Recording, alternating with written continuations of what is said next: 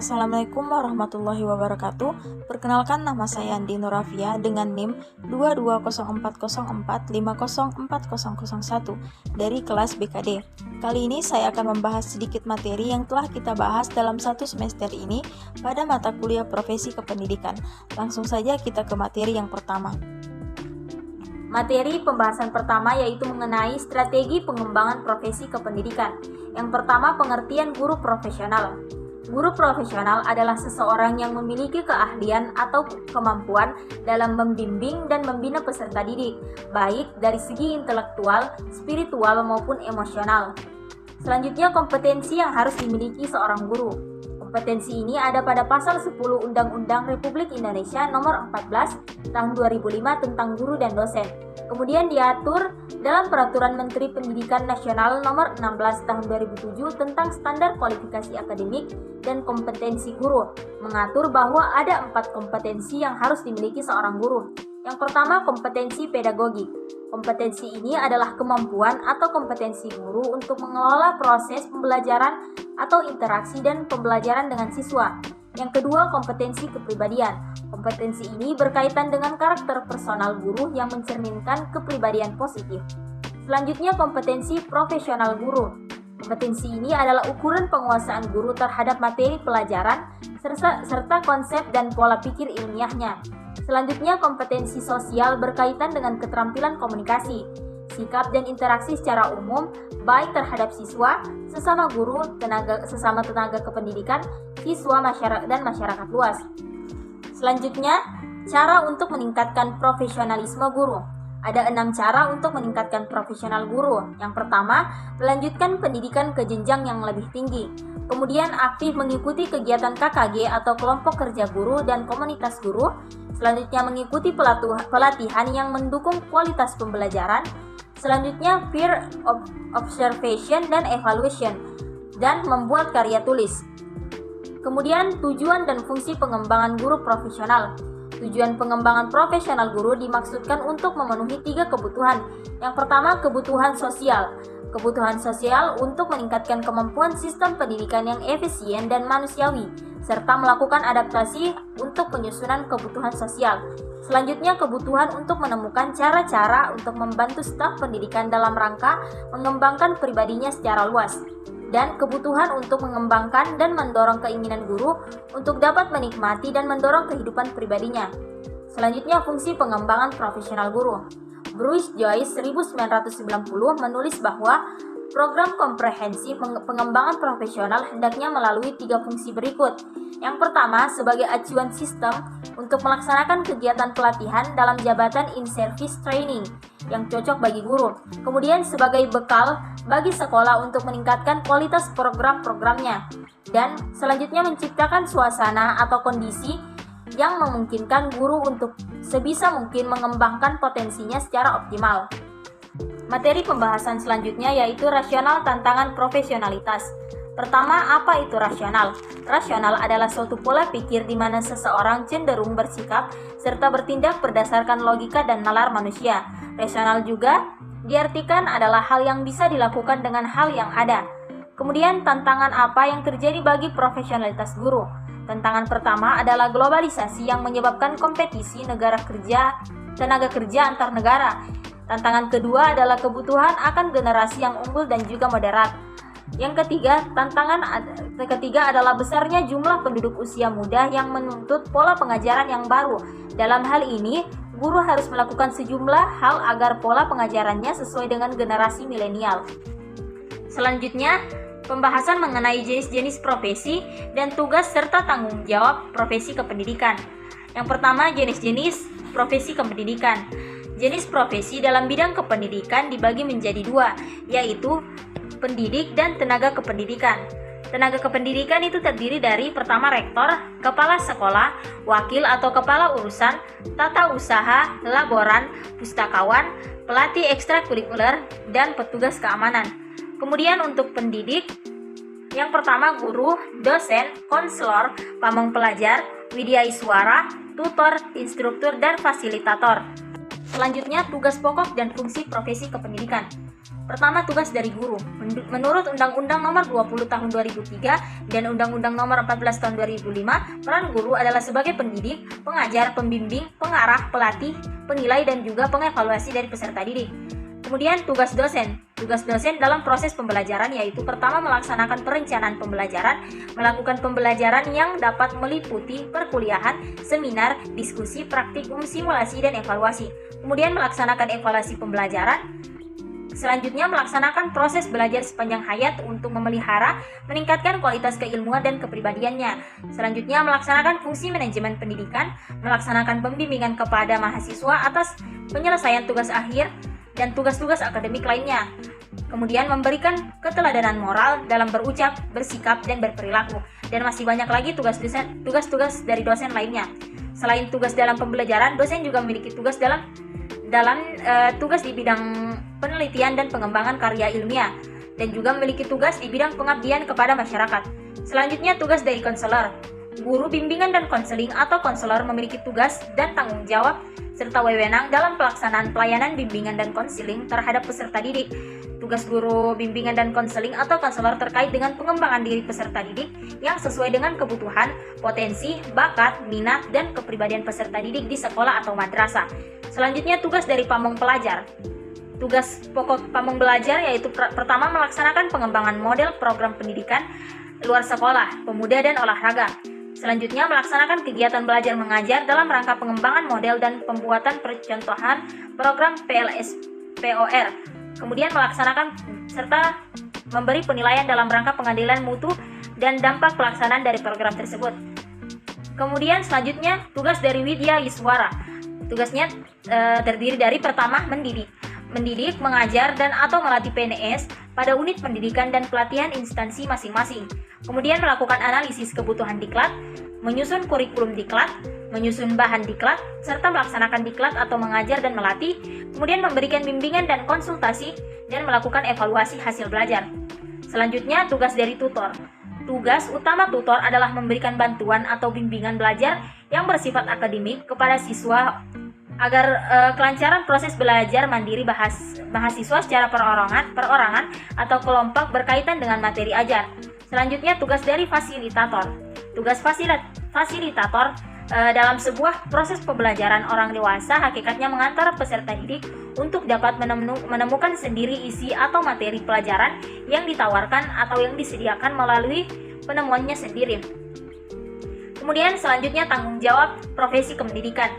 Tanggung jawabnya yang pertama bertanggung jawab sebagai pengajar, bertanggung jawab sebagai pembimbing, bertanggung jawab dalam administrator kelas, bertanggung jawab sebagai pengembang kurikulum, dan terakhir bertanggung jawab sebagai mengembangkan profesi. Materi selanjutnya yaitu etika profesi kependidikan. Pertama, pengertian etika profesi pendidikan. Secara etimologis, kata etika berasal dari bahasa Yunani yaitu ethos yang artinya adat kebiasaan atau watak kesusilaan. Etika berkaitan erat dengan moral. Sebagai ilmu, etika diartikan sebagai refleksi kritis, metodis, dan sistematis tentang tingkah laku manusia. Etika memuat tentang apa yang harus dilakukan, apa yang tidak boleh dilakukan, apa yang baik dan apa yang tidak baik. Selanjutnya bentuk-bentuk etika profesi kependidikan. Yang pertama, etika secara umum.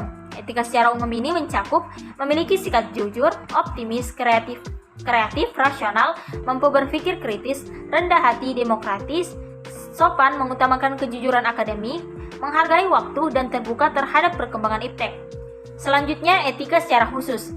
Etika secara khusus ini mencakup berpakaian rapi, bersih, sopan, serasi sesuai dengan konteks keperluan. Selanjutnya, etika profesi kependidikan memiliki kepribadian yang tangguh, yang bercirikan bertakwa kepada Tuhan Yang Maha Esa, berakhlak mulia, kreatif, dan mandiri. Selanjutnya, pengembangan etika profesi kependidikan. Seperti telah diungkapkan bahwa dalam rangka meningkatkan mutu, baik mutu profesional maupun mutu layanan, guru harus meningkatkan sikap profesionalnya. Ini berkaitan bahwa ketujuh sasaran penyikapan yang telah dibicarakan harus selalu dipupuk dan dikembangkan. Pengembangan sikap profesional ini dapat dilakukan baik selagi dalam pendidikan prajabatan maupun setelah bertugas atau dalam jabatan. Bahasan materi selanjutnya yaitu tentang pemanfaatan teknologi pendidikan sesuai dengan bidangnya. Yang pertama, pengertian teknologi pendidikan.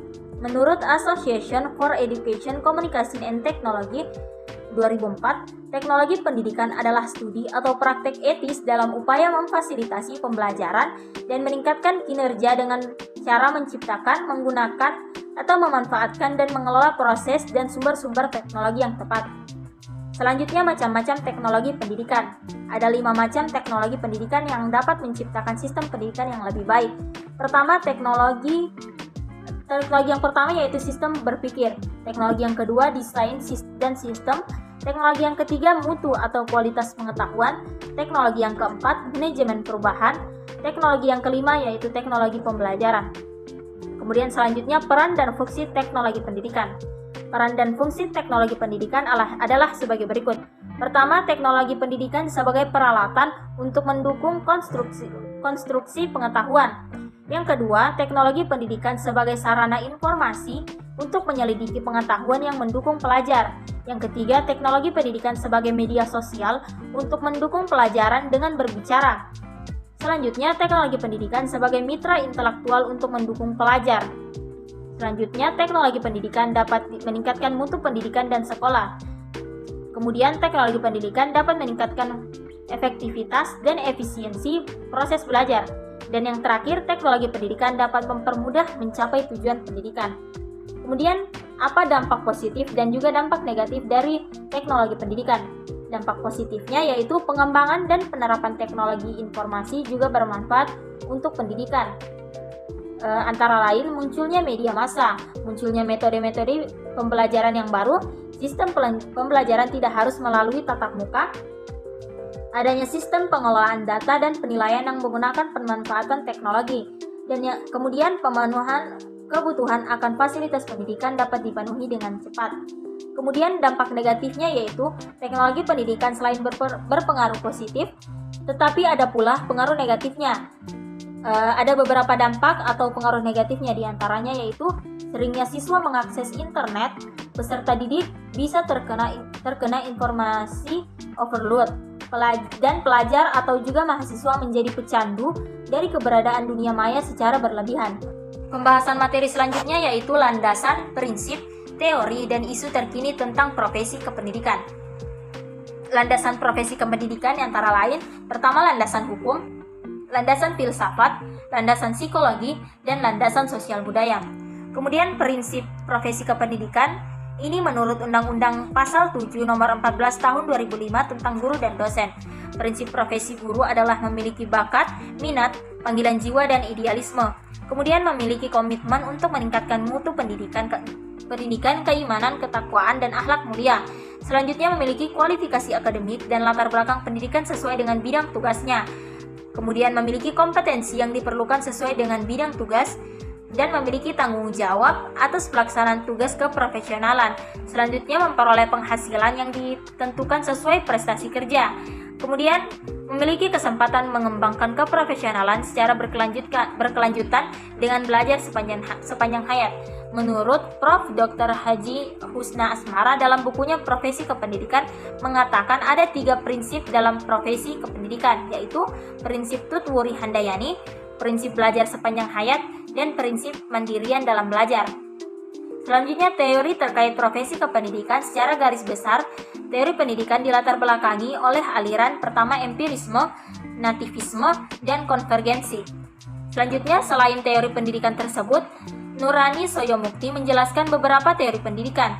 Pertama, pendidikan tradisional, kedua, teori pendidikan liberal, ketiga, teori pendidikan Marxis sosialis, dan keempat, teori pendidikan postmodernisme. Nah, pembahasan materi selanjutnya mengenai manajemen sekolah. Manajemen sekolah merupakan proses mengelola sekolah melalui perencanaan, pengorganisasian, pengarahan, dan pengawasan sekolah agar mencapai tujuan pendidikan yang telah ditetapkan. Selanjutnya, konsep manajemen sekolah. Konsep dari manajemen sekolah terbagi menjadi 2 aspek, yaitu manajemen eksternal dan juga manajemen internal. Manajemen eksternal yaitu manajemen yang meliputi pihak hubungan pihak luar sekolah. Kemudian manajemen internal adalah manajemen internal sekolah meliputi laboratorium, perpustakaan, bangunan, dan sarana fisik, dan lain sebagainya yang ada di dalam lingkup sekolah. Kemudian selanjutnya fungsi manajemen sekolah. Fungsi manajemen sekolah secara umum ada 4 fungsi manajemen yang banyak dikenal masyarakat, yaitu fungsi perencanaan atau planning, fungsi pengorganisasian atau organizing, fungsi pengarahan atau directing, dan fungsi pengendalian atau controlling. Kemudian selanjutnya ruang lingkup dari manajemen sekolah. Ruang lingkup manajemen dapat dilihat dari sudut pandang lingkungan, yakni lingkungan luar atau eksternal yang terbagi dalam umum dan khusus, dan kedua lingkungan dalam atau biasa disebut internal. Kemudian pembahasan selanjutnya yaitu mengenai supervisi pendidikan. Pertama, pengertian supervisi pendidikan. Supervisi adalah sebagai bantuan dan bimbingan kepada guru dalam bidang instruksional, belajar, dan kurikulum dalam usahanya untuk mencapai tujuan sekolah. Kemudian prinsip-prinsip supervisi. Prinsipnya terbagi menjadi 2, yaitu pertama prinsip fundamental atau dasar fundamental, yang kedua prinsip praktis. Kemudian selanjutnya tujuan supervisi pendidikan. Tujuan supervisi pendidikan adalah mengembangkan situasi belajar pengajar yang lebih baik melalui pembinaan dan peningkatan profesi mengajar.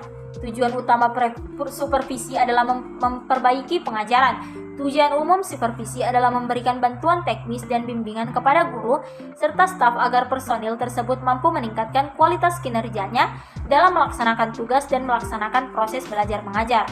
Kemudian selanjutnya objek supervisi pendidikan. Adapun objek dari supervisi pendidikan terbagi menjadi 2 bagian, yakni pembinaan personil dan pembinaan non-personil.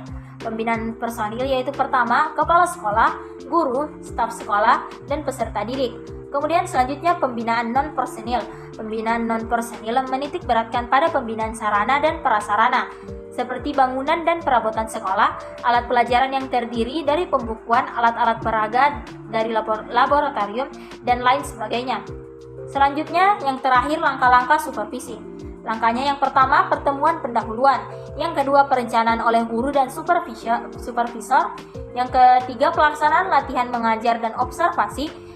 Yang keempat, mengadakan analisis data. Dan yang terakhir, diskusi memberikan umpan balik.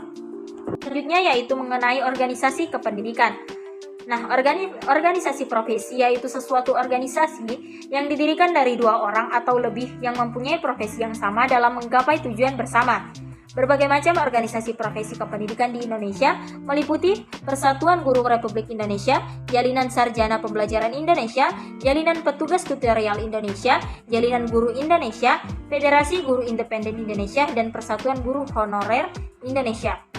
Kemudian selanjutnya tujuan dan manfaat organisasi profesi kependidikan. Tujuan organisasi profesi kependidikan antara lain untuk meningkatkan dan mengembangkan pekerjaan anggotanya, untuk meningkatkan dan mengembangkan kemampuan anggotanya, untuk meningkatkan dan mengembangkan kewenangan profesional anggota, untuk meningkatkan dan mengembangkan serta melindungi martabat anggotanya agar terhindar dari perlakuan yang semena-mena atau tidak manusiawi. Dan yang kelima, meningkatkan dan mengembangkan kesejahteraan anggotanya, baik itu kesejahteraan batiniah maupun lahiriah. Organisasi profesi kependidikan juga memiliki suatu manfaat yang dapat berguna bagi masyarakat, terutama dalam bidang pendidikan. Selanjutnya, fungsi organisasi profesi kependidikan. Yang pertama, sebagai wadah untuk mengasuh kompetensi para profesi kependidikan dalam menghadapi tantangan teknologi dan informasi yang berkembang semakin pesat. Kedua, sebagai media untuk saling bertukar pengalaman, wawasan mengenai dunia pendidikan. Kemudian yang ketiga, sebagai pemersatu dan meningkatkan kompetensi profesional suatu profesi. Nah, pembahasan materi selanjutnya yaitu bimbingan dan konseling. Bimbingan konseling merupakan pelayanan bantuan untuk peserta didik, baik secara perseorangan maupun kelompok, agar mampu mandiri dan berkembang secara optimal dalam bidang bimbingan pribadi, bimbingan sosial, bimbingan belajar, dan bimbingan karir, melalui berbagai jenis layanan dan kegiatan pendukung berdasarkan norma-norma yang berlaku. Selanjutnya, tujuan bimbingan dan konseling. Tujuan pelayanan bimbingan dan konseling ini secara umum yaitu pertama, berupaya membantu konseli agar dapat merencanakan kegiatan penyelidikan studi, pengembangan karir, serta kehidupannya di masa yang akan datang. Kedua, mengembangkan seluruh potensi dan kekuatan yang dimilikinya seoptimal mungkin. Selanjutnya, menyesuaikan diri dengan lingkungan pendidikan, lingkungan masyarakat, dan lingkungan kerjanya. Kemudian mengatasi hambatan dan kesulitan yang dihadapi dalam studi, penyesuaian dengan lingkungan pendidikan, masyarakat maupun lingkungan kerja. Selanjutnya, prinsip bimbingan dan konseling.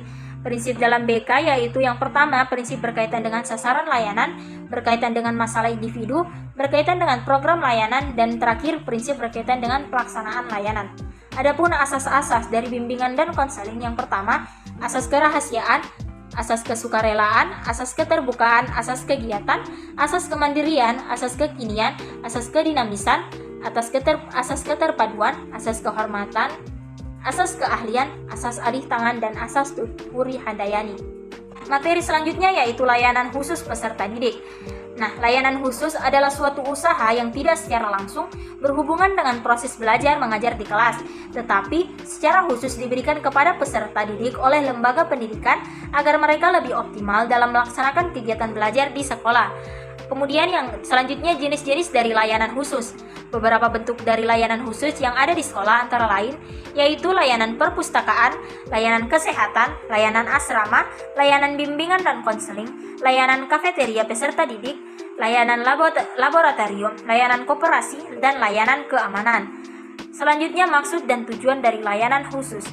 Layanan khusus menurut Kusmi Tarjo 1992, pelayanan khusus atau pelayanan bantuan diselenggarakan di sekolah dengan maksud untuk memperlancar pelaksanaan pengajaran dalam rangka pencapaian tujuan pendidikan di sekolah. Nah, materi terakhir dalam pembahasan kali ini yaitu pendidikan non-formal. Nah, pendidikan non-formal adalah pendidikan kegiatan belajar mengajar yang diadakan di luar sekolah dan untuk memenuhi kebutuhan pendidikan peserta didik tertentu untuk mendapatkan informasi, pengetahuan, latihan, dan bimbingan sehingga mampu bermanfaat bagi keluarga, masyarakat, dan juga negara. Kemudian selanjutnya tujuan dari pendidikan non-formal. Adapun tujuan-tujuan pendidikan non-formal yang berfokus pada kebutuhan belajar tingkat dasar atau basic education, semacam pendidikan keaksaraan, pengetahuan alam, keterampilan vokasional, pengetahuan gizi dan kesehatan, sikap sosial berkeluarga dan hidup bermasyarakat, pengetahuan umum dan kewarganegaraan, serta citra diri dan nilai hidup. Adapun juga tujuan belajar di jalur pendidikan non-formal ini yang ditujukan untuk kepentingan pendidikan kelanjutan setelah terpenuhinya pendidikan tingkat dasar, serta pendidikan perluasan dan pendidikan nilai-nilai hidup. Kemudian, sasaran dan karakteristik pendidikan non-formal. Sesuai dengan rancangan peraturan pemerintah, sasaran pendidikan non-formal dapat ditinjau dari beberapa aspek, yakni sebagai berikut. Pertama, sasaran pelayanan.